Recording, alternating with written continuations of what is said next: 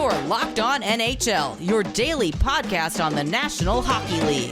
Part of the Locked On Podcast Network, your team every day.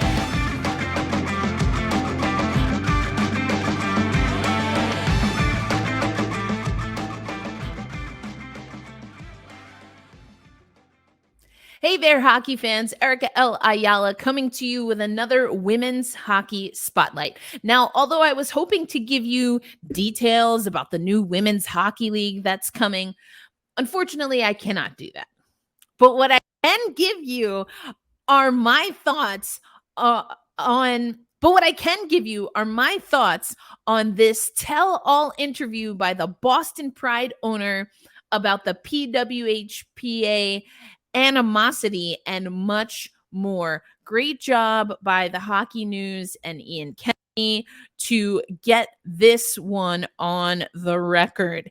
And I mean, I'll be honest, reading some of this is kind of what it felt like to look at what was happening in women's hockey from a distance. What do I mean by that? Well, the PWHPA wanted better working conditions for its players. That was evidently clear, and it's always been something that I've supported.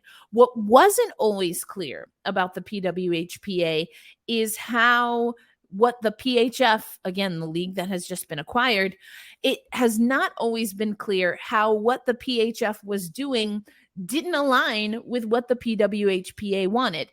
And Miles breaks that down again in this article that you can check out by the Hockey News. Now, some other things that I think are really interesting in this article include that Miles, who has seen the collective bargaining agreement, or at least understands some of the details, we are to assume, like I talked about on our last one, there has been a CBA floating around to the effect that it is the final CBA. I have not been able to verify that. So I just want to be clear there.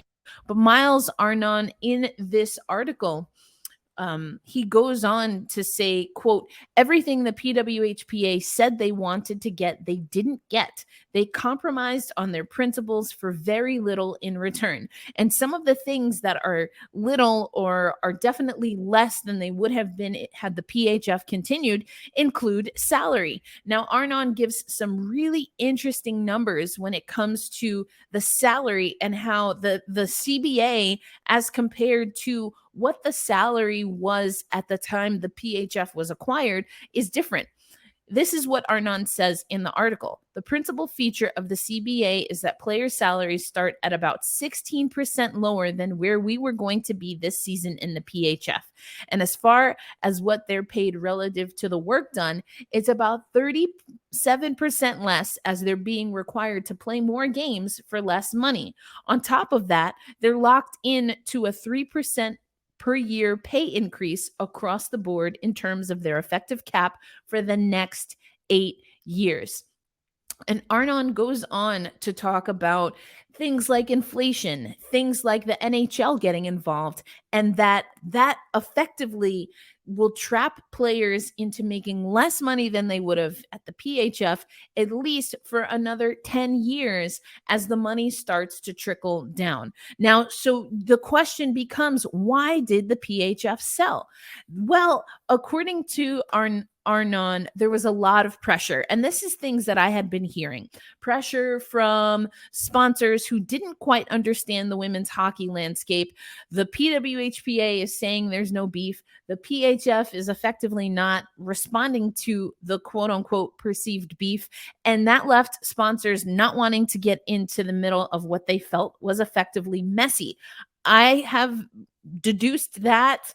People have said that throughout the years, and Arnon going on the record saying that there was a lot of pressure from the PHF to be the one to effectively bend and buckle. Now, another really interesting thing in this article, and there was a non-disclosure agreement. So there are some details that we will just never know about the acquisition. That's made evidently clear here. And it's also been made clear by me trying to report on this because we don't have a lot of details for a league that's supposed to drop the puck January 2024. I digress on that. Let's go back to this reporting by Ian Kennedy.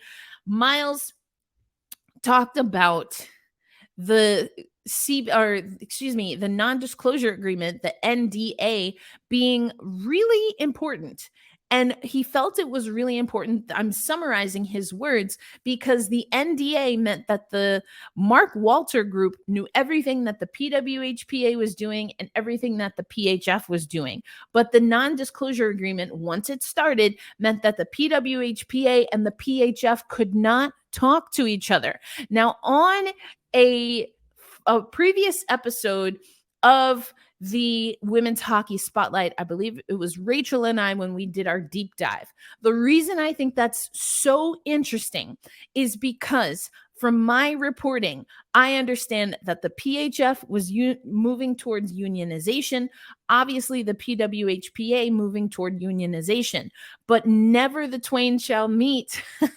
Never did those two sides get a chance to talk to each other because, well, they weren't necessarily on good footing, and their higher ups had a non-disclosure agreement. So Miles really breaks down how he thinks this deal is good for the owners of the new league and is going to be bad, at least in the immediate and intermediate, for active players, except, of course, for the players on national teams, which is a very small blip, or at least not a significant enough blip for only national team players to be in this league. And so what we're seeing is European talent in particular, and some NCAA players, I should say, who were transitioning into the pro leagues, we're starting to see them go to Europe. Now, there's only a small window and only a finite amount of roster spots where you can effectively go to Europe. So there are some players that are just going to be waiting.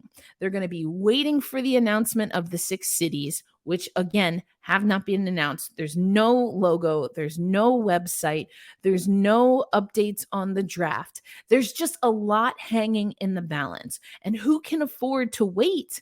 Players that don't have full-time jobs. But another thing is that the PHF was a league that was starting to move away from players having to have multiple jobs. Some want those careers off of the ice, and they've established those careers off of the ice. But others, especially the younger ones, they were starting to step into a women's hockey landscape where they could only play women's hockey. According to Arnon, and honestly, the numbers that I personally have seen, which we haven't gotten confirmed yet, or at least I have not gotten confirmed, that's not a livable wage. A minimum salary of $35,000 USD, that's not a livable wage. They're tapping out at roughly $80K, but only for a select group of people. So once again, whether it's the Arnon interview or just what we haven't heard yet from the new league, we are left wanting. It is hard as of right now, July 28th, to say with confidence that women's hockey is in a better place than it was a month ago when the PHF was still independent and running. It's hard to say. Is it going to end up that way? It's also hard for me to say confidently that I agree. We do know that the new league is looking for 6 new general managers. As another article in the Hockey News says, they have almost 12 general managers that they could effectively take from the assets that they bought from the PWHPA and the PHF, but they're putting out an announcement or putting out job descriptions, I should say. Those job descriptions don't include salary, they don't include the team name, and they don't include the city, because none of those things are details that we have right now.